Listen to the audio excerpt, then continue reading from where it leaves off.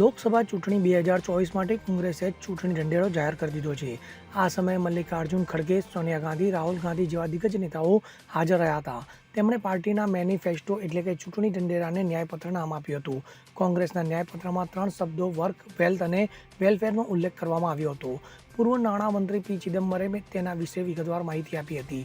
મહત્વનું છે કે કોંગ્રેસે ભાગીદારી ન્યાય હેઠળ જાતિ ગણતરી હાથ ધરવા અને અનામતની 50% મર્યાદાને નાબૂદ કરવાની ગેરંટી આપી છે. કિસાન ન્યાય હેઠળ લઘુત્તમ ટેકાના ભાવ, લોન માફી કમિશનની રચના અને જીએસટી મુક્ત ખેતીને કાનૂની દરજ્જો આપવાનું વચન આપ્યું છે. શ્રમ ન્યાય હેઠળ શ્રમિકોને આરોગ્યનો અધિકાર આપવાનું, લઘુત્તમ વેતન ₹400 પ્રતિદિન સુનિશ્ચિત કરવાનું અને શહેરી રોજગારની ખાતરી આપવાનું વચન આપ્યું છે. તેમજ નારી ન્યાય હેઠળ મહાલક્ષ્મી ગેરંટી હેઠળ ગરીબ પરિવારની મહિલાઓને પ્રતિ વર્ષ ₹1 લાખ આપવા સહિતના અનેક વચનો આપવામાં આવ્યા છે. Bureau report, CN24 news. હવે જુઓ દેશ દુનિયાની તમામ ખબરો તમારી આંગળીના ટેરવે. ઉઠાવો મોબાઈલ અને Google Play Store પરથી ડાઉનલોડ કરો અમારી CN24 ન્યૂઝ મોબાઈલ એપ.